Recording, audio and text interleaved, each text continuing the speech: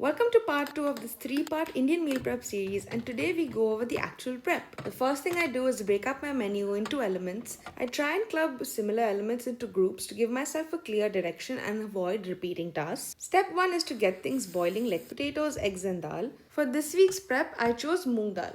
Next, I wanted to get the chicken out of the way so my station is clean and free for other stuff later. I used chicken breasts and made these slits to allow the marinade to get into every part of the meat. This marinade is one of my favorites and you can find the detailed recipe on my website. I covered and kept it in the fridge since I was gonna eat this within 2 days. Step 3 called for chopping all of my veggies.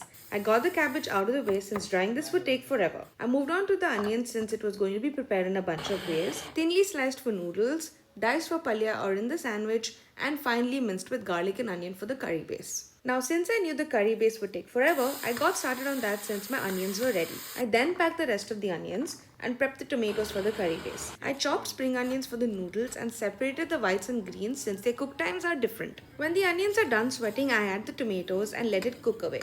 I use this time now to take a break from the chopping and pack whatever else is ready and cooled, like the eggs, dal and potatoes. I keep the eggs in their shell to help it last much longer. I wasn't happy with how dried the cabbage got, so I just laid it on some paper towels and removed the excess water this way. I put the rice to cook now. I would have done it in step 1, but I used up all of my utensils that time, so I had to make it work. The curry base is now done. I added no spices except the initial cumin seeds and some salt.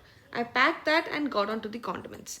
First up is the coriander and mint chutney. Lot of mint, coriander, garlic, chili, ginger. Blend it into a fine chutney and reserve some of that for the egg curry later.